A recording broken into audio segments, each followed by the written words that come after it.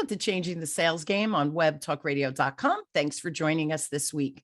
And I hope as you listen to the show, you clearly feel my passion that this sales thing, right, where most of us are actually in sales. If you're a parent, you work for an organization, we're always selling our idea, right, to be heard. So to help you with your communication challenges and connecting with others, whether it's peers, superiors, or clients, I have a free gift for you, my communication style assessment. It's in the show notes, so please take that. You will get 2 reports. One will just spotlight your natural superpowers of how people perceive you. The secondary report will be for your lowest score, which is typically a blind spot that we don't even realize we disconnect from people from a communication perspective due to that blind spot. So those reports, I truly hope, will help guide you as you communicate with all the other humans in your life. Now, my motivational quote to set the tone for the show for today is by Simon Sinek, and he says, remember, you are not in charge. You are, I'm sorry, let me just say that again. Remember, you are not in charge. You are responsible for those in your charge. Now, being in sales management for over 4 decades, I have, we've seen it all, right? In that long of a period of time, the good, the bad, and the ugly when it comes to leadership skills. Now, at times during this time frame, I've been pleased, but I think I have been mostly horrified by what sales managers deem motivational coaching versus this kind of punitive perspective. And I'm sure my guests and I have stories in that realm of the good, the bad, and the ugly. Well, many years ago, when I was just learning and growing my particular sales skills, I had what I call the sales manager who actually did everything wrong. And I think I mostly learned what not to do and felt like I came up the ranks struggling most of the time versus feeling that level of confidence. And I also feel like since I've started my business 2 decades ago, that there's been a movement of changing the paradigm of sales to a more service-oriented and this just loving, caring, respectful exchange of communication. The other thing I've noticed is that it all starts at the leadership level. So you guessed it. Today, we're talking about sales leadership, and my amazing guest is Rene Zamora. Now, Rene and I are going to discuss how fractional sales management is helping business owners and sales managers grow with their sales teams. Now, Rene focuses on a structure, education, and motivation to create lasting change. His everyday purpose is to encourage and teach others in the business world. To teach others. Now, in this business world, he's played out through his fractional sales management business, Sales Manager Now. He's the author of Part-Time Sales Management and has been recently called an OG in the fractional management world. So please help me welcome Rene to the show, and truly honored to have you on, my friend. This is going to be a good conversation. You bet it is. You bet it is. So let's get rolling. Let's get rolling. All right. So let's talk about what is the difference. And I'm going to be honest, I really never heard about a fractional sales management. So what's different about fractional sales management and sales coaching or consulting? Well, the way I've approached it, I got into it in 2006, and I didn't know I was a fractional sales manager. I just was a sales manager for small teams. Someone said, why don't you just manage small teams? And I was like, wow, I want to do that. And I told a good friend of mine, we had been praying for like 6 months for a new direction for me. And then he just said, hey, I got your first client. And actually a week later, he secured that client for me. And I've been just rolling all along ever since. So I say that because I just know how to do one way to do a sales manager. And so to me, fractional sales manager is someone who takes the quota, the goal, the responsibility of the number on their back and leverages this team that wants to go ahead and earn a living and have them go ahead and get that goal. So the difference between coaching and consulting to me, and I do it all. Coaching, you're not responsible for the number. You're there to help develop someone in whatever area they need development in. So you do that. In consulting, you're looking more at the structure and the whole organization, the strategy, and making recommendations. But you're not accountable for those recommendations. You're just making recommendations. But to me, our fractional sales manager approach is we're accountable. So we're on a month-to-month basis, And just like any sales manager, if you're producing, they sure love having you around. And if you're not, well, got to have a conversation. Yeah. Well, you Yeah, pay for yourself, right? there you You go. become a revenue generator, not a cost on the balance sheet, which is just brilliant, right? And you're Yeah. getting the results because this is your zone of genius. Yeah, exactly. And the fractional part, basically, it's just saying, for me we work with small businesses, usually are 2 to 20 million, under 50 employees, maybe 2 to 6 salespeople. Yeah. So there's really not a full-time sales manager role for a dedicated sales leader manager who isn't also selling. Sure. So if I was to work at one of my clients full-time, I would probably get kind of bored and they'd give me more work. And that's usually what happens when you hire a full-time sales manager. In the fractional mode, my challenge comes in managing multiple teams, just like a regional or a national manager at a corporation. They want to expand their influence. And so I'm managing 5 teams or 6 teams. That's fun for me. And the client gets to just pay a fraction of our fees. So, they're paying between $4,000 and $6,000 a month, and they're getting the top level experience, corporate sales manager. And it's crazy because they're not giving you benefits. Right. Nothing. Right. So what a great niche that you found. Just absolutely brilliant. And you get charged up. You like meeting with the different groups. And so coaching and consulting is part of what you do, right? Sure. You just take on the responsibility of the results, right? So I can coach, Yeah. we can strategize, right? That's the Yep, consulting. absolutely. I can coach your team based on areas that need developing per person. And then at the Yes. end of the day, you get the results because, right, the behaviors drive the numbers. So you kind of are a one-stop shop. We really are. Yep. And That's so, beautiful. and we want the business owners to feel freed up to do what a lot of them are trying to do, right? I want to be a CEO. You take care of that area so I can go develop new products, find new markets, improve systems and processes in other areas of the business. Sure. It all works out. Yeah, do more speaking, writing books, whatever it is, right? Create more Yeah. content, use more of their creative juices because they don't have Yeah. to worry about managing a team. It's brilliant. It's a brilliant model. Now, in chapter 3 of your book, Beliefs, the subtitle asks, do your beliefs support or sabotage your sales team results? Can you tell me more about that? Sure. Almost everywhere I go, where I start, or my other managers start, is there's been negative beliefs that have built up. And so, as you know, anything we start, when you're a parent and your teenager starts going weird, you start believing they're messing up all the time. So, you go to the room and you're looking for what's wrong.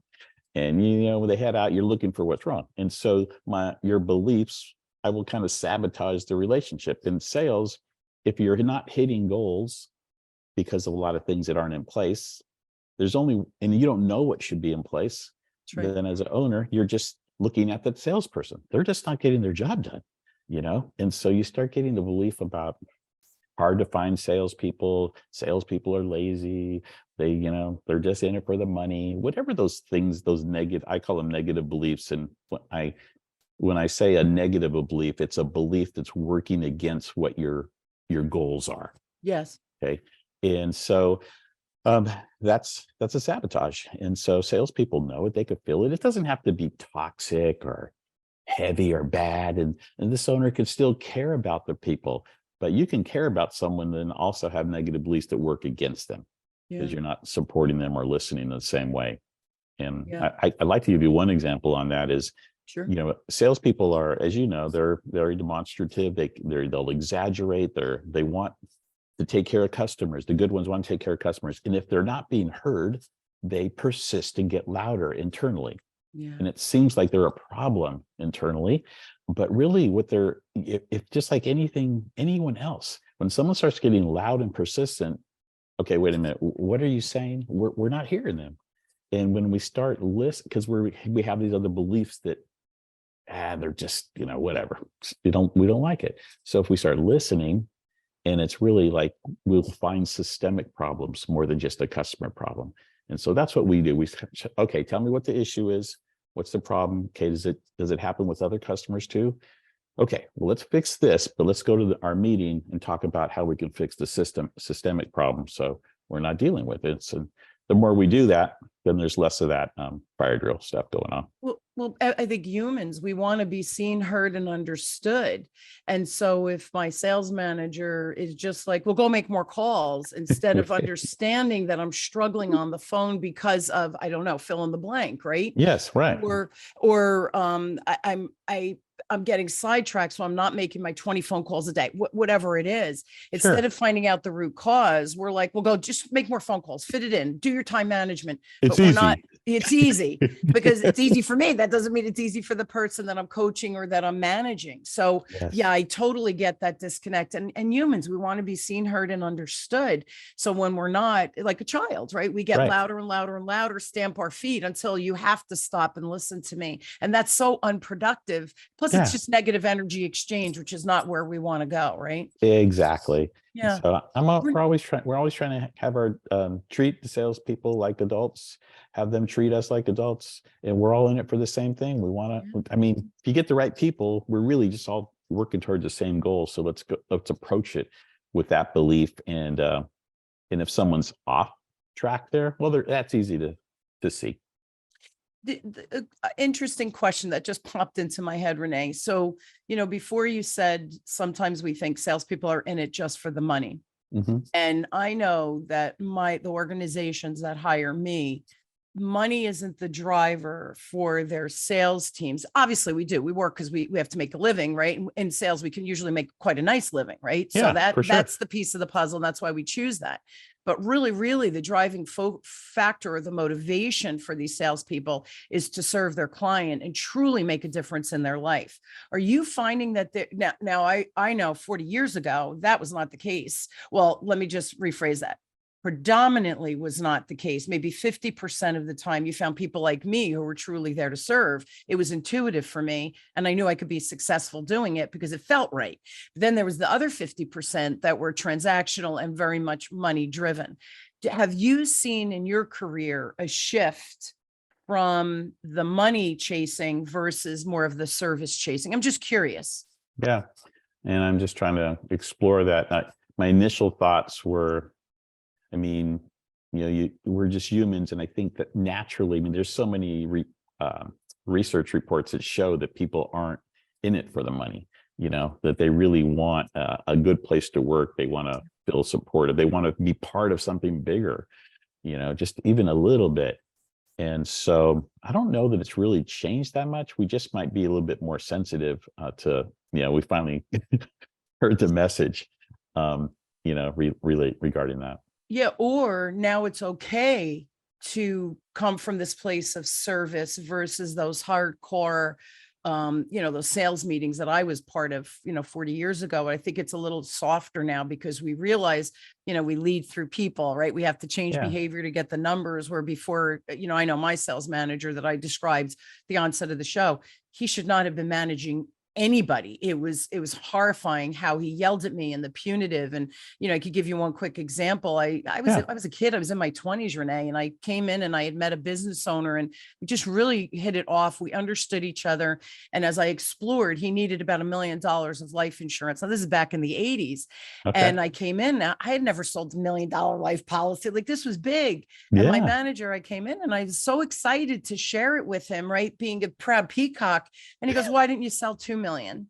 And I walked out of it deflated thinking, well, I suck. Right. Yeah. And that was the furthest thing from the reality of the situation. He didn't know how to motivate people. And I think that's dangerous. And as I'm listening to you, your paradigm and how you have your organization set up, your business model, it's all about that nurturing, that empowerment, as well as looking at systems and those technical things, right? The behaviors behind it.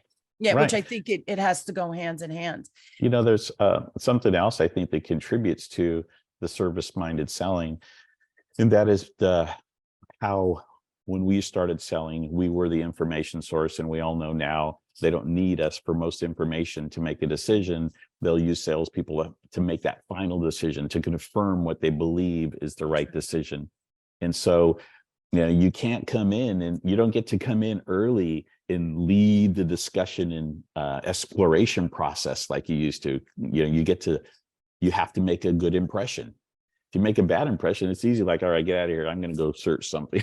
you're gone. That's right. You know, so you got dollar signs in your eyes. It's a little bit harder to get away with that. Where in the past, you might have been the smartest guy and the dollar signs, and the buyer would put up with you because you're the one that had the information they That's needed. right.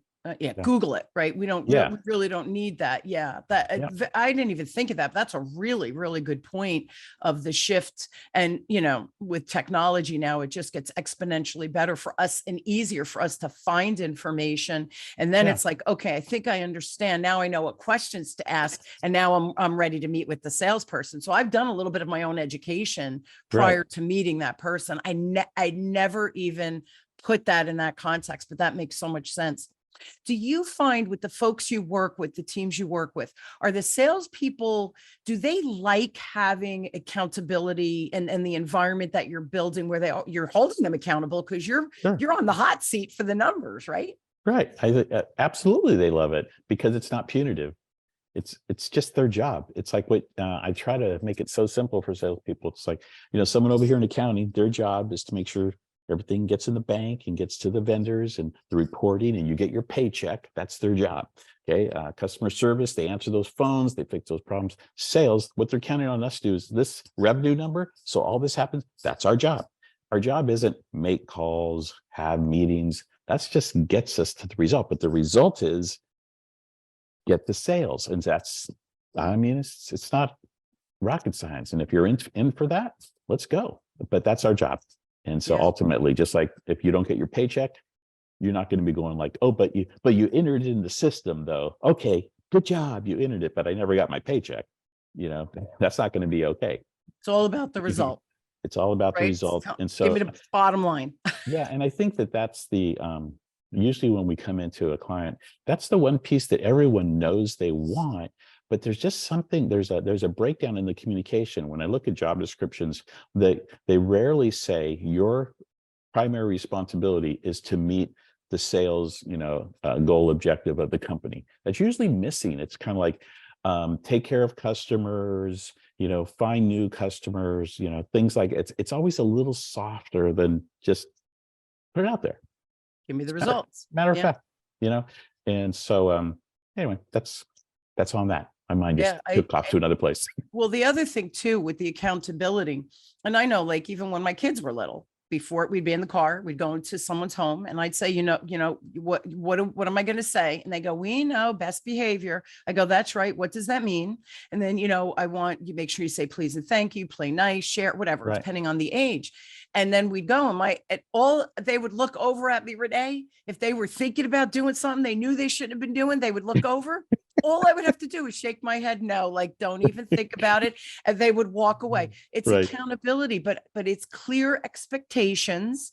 So they know what those boundaries are, what the expectation is. So there's never any surprises, but now I know how to function within whatever my responsibility is. So for us, it's the sales, right? Well, I think what you I've made a picture of when you were looking over there going like, that was like the dashboard. So in our sales meeting, right, the dashboard is up there going like, well, which way should you be going?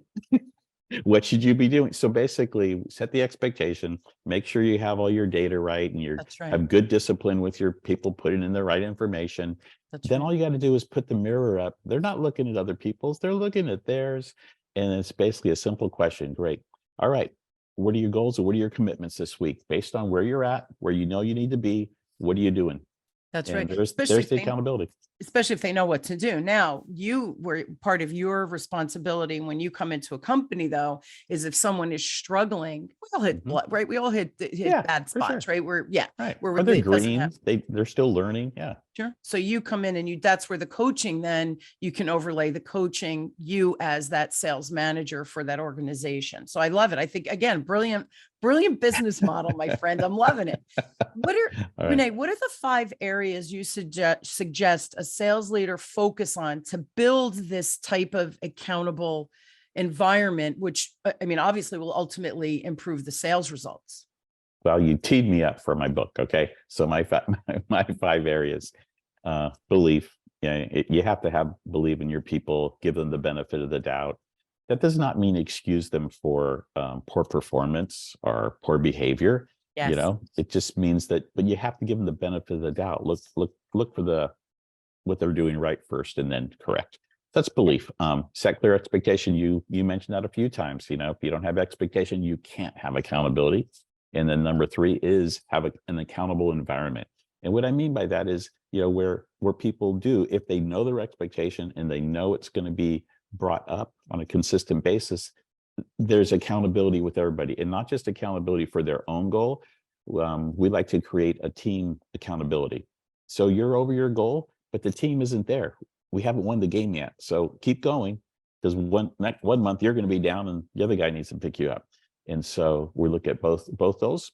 And then the 4th piece is meetings, consistent meetings. You know, that gets dropped out when you don't have a sales leader. Owners are busy. They might want to have a sales meeting, but they got so many priorities. Those meetings are canceled and not rescheduled, and then they just stop happening. So we have a weekly sales meeting and a monthly one-on-one meeting. It allows you to deal with issues, solve them, and have a good communication back and forth, be accountable. If you don't have those checkpoints where that accountability and conversation is going to happen, then you just end up doing fire drills. And the last piece is conversations, and conversations that demonstrate that you care about someone. No, you don't have to be all huggy and everything. And sometimes you're showing your care by challenging them and saying, acknowledge when you were just getting started in your career and you came with $1 million, of course, we're going to give you a right on, way to go, and then as you get a few more of those, down the road, 4 or 6 months down the road, I'm going to say, like, you know what, I bet you could do a $2 million deal at the right time, That's right. and then challenge you. What do you think? That's a big one. Well, what do you think? Can you do it? Yeah. All right. Go get it. I'll be cheering when you get back. Yeah. And Rene, here's the thing too. What we focus on becomes the reality. Yeah. So, and you're right. He played it that way where he celebrated and said, let's strategize. How can we get 2 million next time? Yeah. I would have been excited to learn. What do you think? What would you have done? Right. Yeah. What would you have? I would have been asking questions to try to get better. But instead of stripping people down, we have to help them focus on the right behaviors. And with focus comes effort, comes strategies, comes systems, comes, growth in behavior. And that's where the results happen versus just dictating or putting people down. Couple of things you said with the 5 pieces of the puzzle. The weekly meetings, I think, are so critical. And I see that, like, I'll come into an organization and I'll say, well, how often do you have, sales meetings or business development meetings, whatever you want to call it, where we actually review how many calls were made? What are the average number of calls for somebody new coming in? There's certain systems that we have to do. Sales is a science. So let's determine what that science is and where are we moving. But if we're never having meetings and analyzing things, it's like throwing spaghetti against the wall and saying, hey, let's see what sticks. Right. The other important thing I think you said is the one-on-one.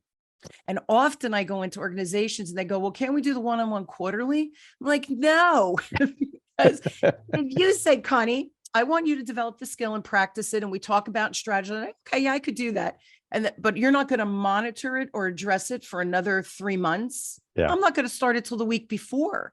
So if I know I'm accountable in 4 weeks plus my weekly meetings, now you're touching me several times. There's again, that accountability, the expectation, but now I'm going to show up because I know I have a deadline.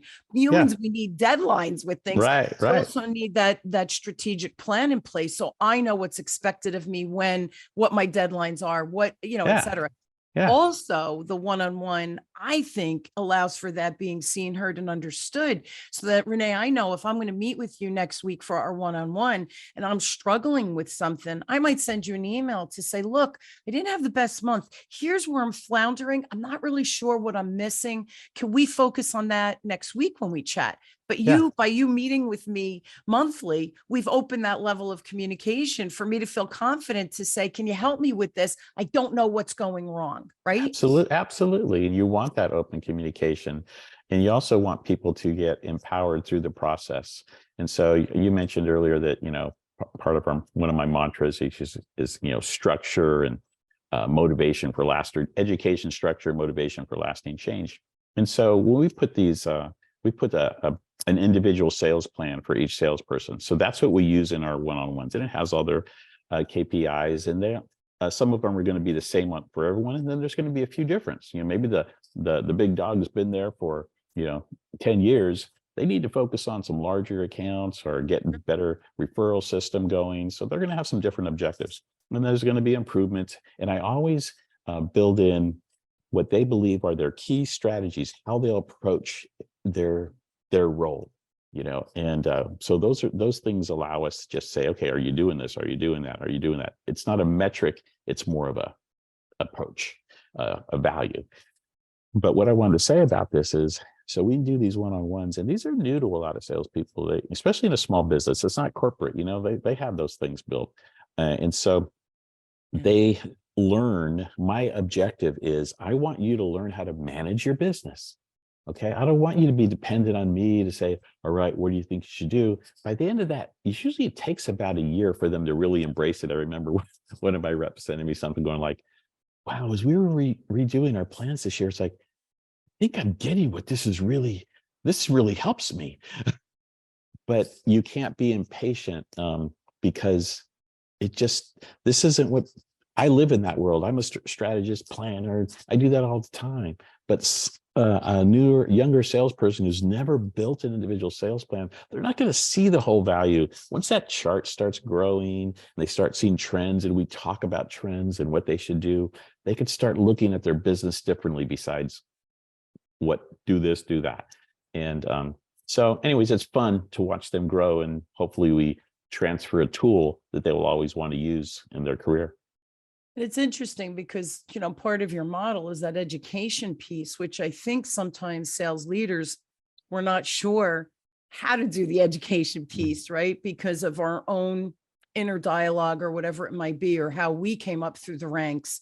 So the sales leader, have you seen again, a shift? Because you're deeper in this world than I am. Yeah. Have you seen a shift with sales leaders where they're understanding exactly what you just said is, because I know when I come in, right, I have 40 years of experience, but if I'm talking to someone who just graduated from college and they're just starting their journey, if I try to download everything in my head and strategies and why and how it connects and, all of these pieces of the puzzle, they'd be like, I can't do this because it's 40 years of accumulated knowledge and wisdom. Right. So I like how you approach it, where you build it out, let them through that review, see the trends. Are you finding that more sales managers are understanding that piece of it? Or I'm curious. I'm just curious. Yeah, I'm not in your world, so I am not working with sales managers. So I'm just always working with salespeople and working in smaller companies who don't have a sales manager. Now and then I'm coaching a sales manager when I find a client like that, but most of our clients don't have that. So I really can't speak to that, that question as well as I'd like to. I'd just be guessing. So, so then let me rephrase it this way. The salespeople, like if let's say a company approaches you or you approach them and they say, I know I'm leaving money on the table. I'm not really sure where the deficit is. I'm the business owner. I'm not necessarily the expert with the day-to-day sales anymore because I have so many other responsibilities. You could come in and look at the sales representatives themselves and start to see where the breakdowns are. Yeah, absolutely. I mean, it's just so simple to me. For you. We said that earlier. Simple. For me. Yeah, it's because you've been doing this, right? For a long time. I've been doing it for, we've been in business similar. I've been 16 years in this particular business. 5 years before that, I was doing training and consulting. Yeah. But when I started sales manager now, it's God-given. I told my wife, I said, you know what, this is just like breathing to me. I don't have to go learn something and then deliver something. I'm just where I'm supposed to be. And at this stage now, where I'm supposed to be is find more clients now I have consultants working in my business. And so we can serve more companies. Absolutely. And so that's my new challenge is I'm back in sales. I'm the sales guy. You're the sales guy now. I love it. But see, again, you're reiterating and growing.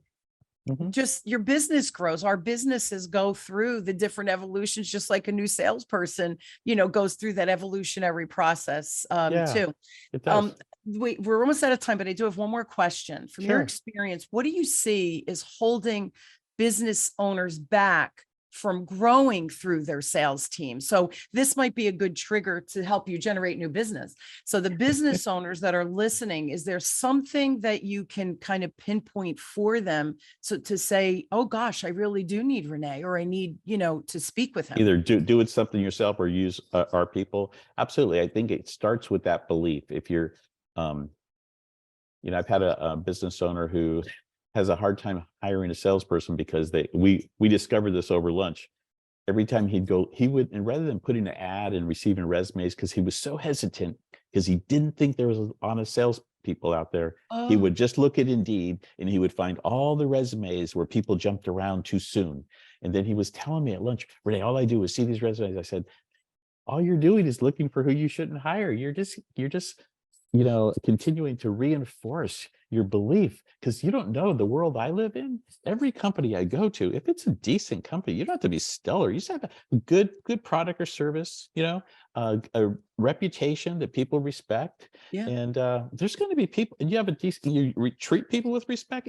It's easy. We'll find someone to work here. It might not take a week. It might take 2 months, but we're going to find a good person, that works here. And it's fascinating. I started the show, right, with my communication style assessment. We all have blind spots, Rene. Yeah, and right. if we don't explore and get someone to help us, it's a blind spot. You don't know it's there. You don't even know what questions to ask to compensate for it, because it's a blind spot. Right. So we need people. We need to have those conversations. So that was a great lunch with that one business owner, for him to say, like, should have had the V8. What was I thinking?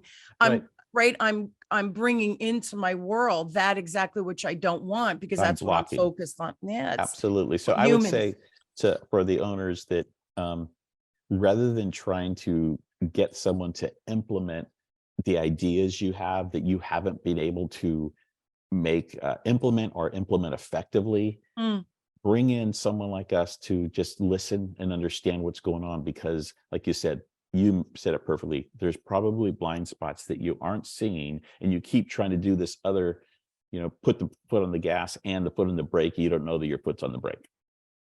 It's a blind spot. So see Yeah. these conversations, these again, right? We do our research. Somebody's listening to the show and saying, holy crap, is that the missing piece that I've been waiting for, right? Right. Divine intervention, whatever you want to call it. But Sure. yeah, I love it. So everyone, we are out of time, but here's the deal. I think you all need Rene in your life, right? So go to the website is salesmanagernow.com. If you truly have a question for Rene, reach out. You can see how lovely he is. It's Rene at salesmanagernow.com.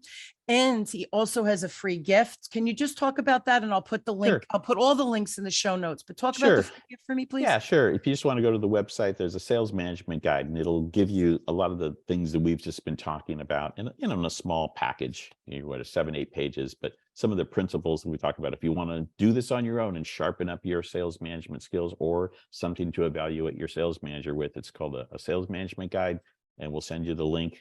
And I'll also say, if anyone's really interested, if anyone calls me with a question to ask, I will send to one of my books too. Okay. Oh. But their investment has to be like a willingness to have a conversation. And believe me, you will not be sold. You will go away from that meeting learning something. Absolutely. Yeah, you're a delight. And I love that free gift too, that you said, if I'm a business owner or I am a sales manager, even I'm doing both, let's say, and I use your little guide, it's going to maybe it'll shine a light on the blind spot where, and I'm going to be honest, Rene, there are some things where I learn and I think, I don't want to do that. I just don't want to do that. I'm too busy with the stuff that I like, that I flourish into my business. Who can I hire for that position? So again, by reviewing that, get a free report, the free report that you're speaking about, it might actually shine a light on a potential blind spot that we don't even know is there. So thank you so much for sharing that. And if they get on a call with you, the free book, I just love that. That's what I was looking for. And I did find it. I had it here. I should have had it at, this is the book, right? Yeah, that's the book. Part-time sales manager. So if you're on Apple, go to the YouTube channel and you'll see a copy of the book as well. Rene, thank you so much. Truly an inspired conversation. Sales, I think some people still hear the word sales and they think, right? What are you going to push on me? And I think your and my philosophy is in sync from a values driven perspective of it's really about the customer. We just have to train people on how to approach and serve the client. And we have to have sales managers that are able to do that. And if our organization is on the smaller side, like you said, that 2 to 20 million, you might be the exact answer. And honestly, I had never heard of a fractional sales manager. So I was excited for our conversation because I think there's a need out there. And I think you're in a beautiful niche to be able to help these small business owners. So the business owner could go out and do them what they should be doing and allow you to manage the internal functioning of the sales role. So thank you so much. I'm loving what you're doing out there. Really brilliant. Great. Hey, thanks for having me. It was I enjoy these conversations, and this one was special. Thank you. Thank you. Same. I salesperson to salesperson, we've got to make a difference out there. And I think through the values that we share and what we've discussed here, I think it's important. And I hope it's inspired people for them to look at their sales team, their sales management skills, whatever it is, and business owners. We can make more sales and sometimes, right, Rene, it's a little tweak. It's just the littlest tweak that we were missing and that an expert like yourself can help. So again, thank you. Thank you for sharing. And I truly appreciate your time. And I am honored that you have joined us weekly. And I hope you continue to join us weekly as question, build, and discover together, no matter where you are on your sales journey. My guests and I truly hope that we inspire you to think differently, to explore different options. But at the end of the day, we have to make our lives easier, more productive, and again, more profitable without working any harder. We're all working hard enough. So stop thinking I have to do more. And maybe we have to outsource more to be able to live the joyful life that we desire and deserve, but also have the money coming in that we need to be able to support that lifestyle. And again, Rene might be the answer to your prayers. So Rene, thank you again. Thank you all for joining me. You've been listening to Changing the Sales Game with me, your host, Connie Whitman, on webtalkradio.com. I truly wish you an inspired week. Here's the deal. And I know I end the show every week and Connie, you're a broken record, but I'm going to say it again. Information is a beautiful thing. If you choose to do nothing with it, nothing is going to change. Take one of the tips, one of the ideas, go into action and take that free gift. I promise you, when you put stuff into action, reaction happens and magic happens on the back end. And that's what I wish for all of you. Thank you for tuning in. I truly am honored to have you on this journey with me, and I will see you all next week. Have a great one.